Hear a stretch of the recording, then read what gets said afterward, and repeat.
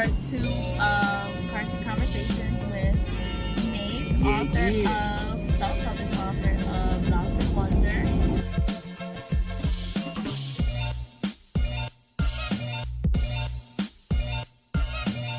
And this part of Carson Conversations is going to be solely about the book.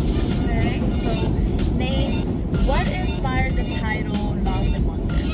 Well, someone that I was going through like a lot of struggles with my with things in high school until now.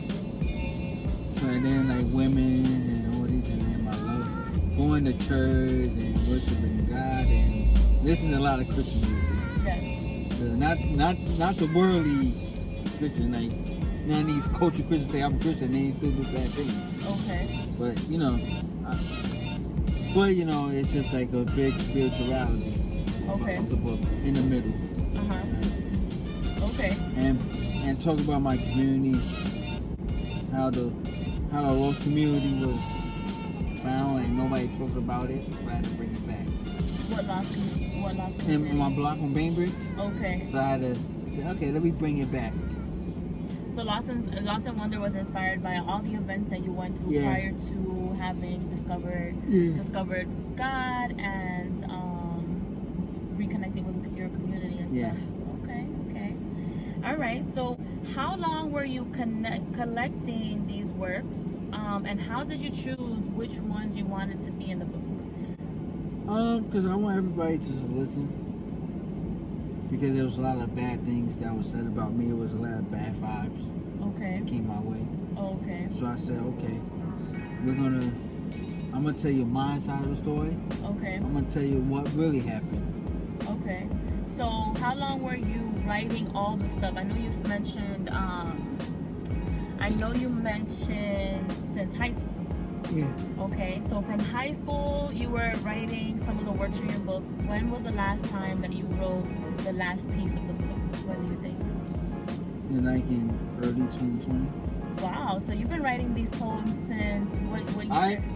But you know what's funny? It was 2018, so I wrote all of these poems throughout the year. So I saved them for about 2 years then. Yeah. Okay.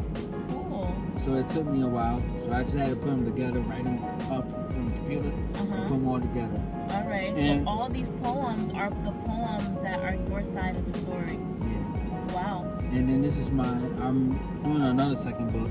I don't know who I'm gonna do it with, but it's in the works. Okay. Yes, the second one. All right. So what inspired Tie My Hands? Because Tie My Hands was in our trailer for the book. Yes. And I think I'm going to put it in this video because I want people to see how you perform it. What inspired that piece? Tie My Hands is like, put myself in a place where I can be focused. Okay. I can be focused on the things that is set for me. Focus on God's will. Wow. Were you in a time where you just felt that you were like ungrounded, lost? I felt silence. All right. So that's a nice piece. The way that Hans shot it, shout out to Hans. The way he shot it was really, really dope. I could touch, but my hands doesn't touch everything that sees or hear. But what do I do? Lord, tie my hands when I pray. Tie my hands when I worship. Because the people that's around me face those problems, so I gotta pray for them. What I'm asking is to tie my hands. So the second piece that we recorded you for the trailer was back in Bainbridge. Talk to me a little bit about that piece. Bainbridge was a place that we all grew up on. Everybody knew us. Store owners knew us. Bus drivers knew us. Even the mail workers knew us. We played. That was our playground. I was playing football in the street and manhunt and hot pizza butter. That was our playground. That was our. What's hot peas and butter? Was that actually a meal or was that a game? A game. What was that game? I thought it was a meal, honestly. It was like when you look in, they say you're hot and you find the belt and then you just whip it. Oh my gosh! You whip people for the game? You would play this with people? No, one guy finds the belt and then whip them. Oh goodness! So this is with people from your hood or people from your home? People from my hood and home. Yes, because we all grew up together. We was like family. Wow. So everything happened in that one shot. Manhunt, football in the street. You know, you had cops in the streets. There were fights that were in the suburbs. Suburban area of Bainbridge. There was a lot of things going on. So, you know, and then my father was always the neighborhood savior. What do you mean by that? He stopped a lot of things from happening. He didn't just let things get past him. So did your dad used to be outside while you were playing, watching you? Nah, he used to watch all of us. He used to That's run nice. He used to run around, come back. He used to hang out, chill. That's nice. Having cookouts and everything. That's dope. Are you still close to your father? Yes. That's good. Yeah, he's good. I live with him right now. That's good. I'm from the block where you see cops in the suburbs and play football in the middle of the street. We created a park that would inspire us and leave a mark for the rest of our lives to stand on. You can walk around the neighborhood and everyone knows your name, from the store owners to the bus drivers. Growing up, that was my first experiences in my neighborhood, which was my first loves, first fights. Now as we got older, you'll hear some harassment from the haters with nothing better to do but to call the police. In order to stop the hate, we had to do birthday parties and cookouts in order to increase the peace. But in my hood, you can leave our memories on the block because there was no place like Bainbridge. One thing I noticed when I started working with you on your pieces is they definitely do tell a story.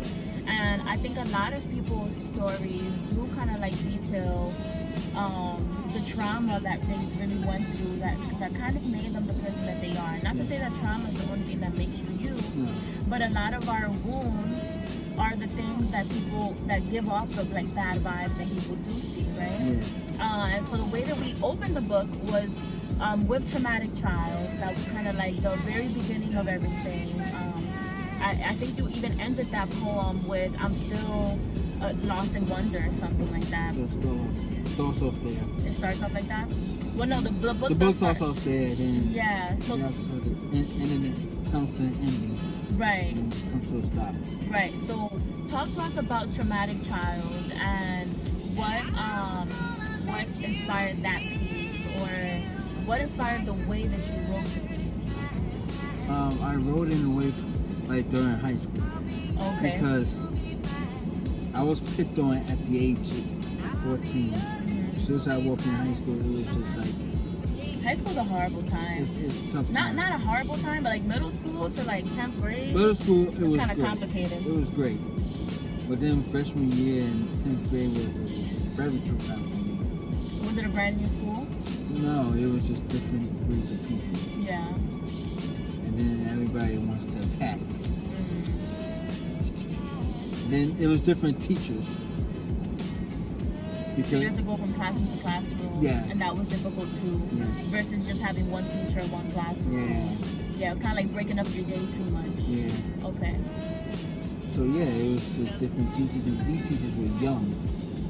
These They teachers didn't have patience. They was like They would make fun of you in class. early 20s to like mid 30s and all this stuff.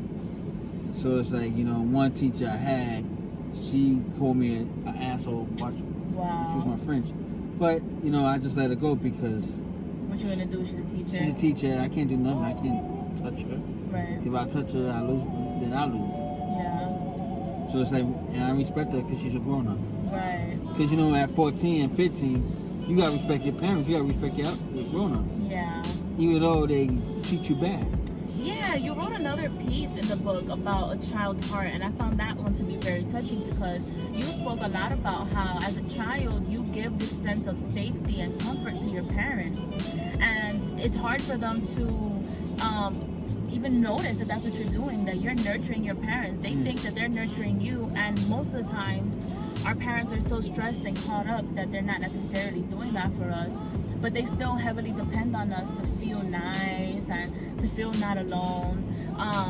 So you feeling like you had to, or a lot of people that feel like they have to respect their elders, sometimes that causes us to take an L. Like what happened with you and with the teacher, right? Like you were taught no matter what, you gotta listen to people, even if they're hurting you, they're disrespecting you, they're casting you out. So that sucks. I'm sorry to hear that.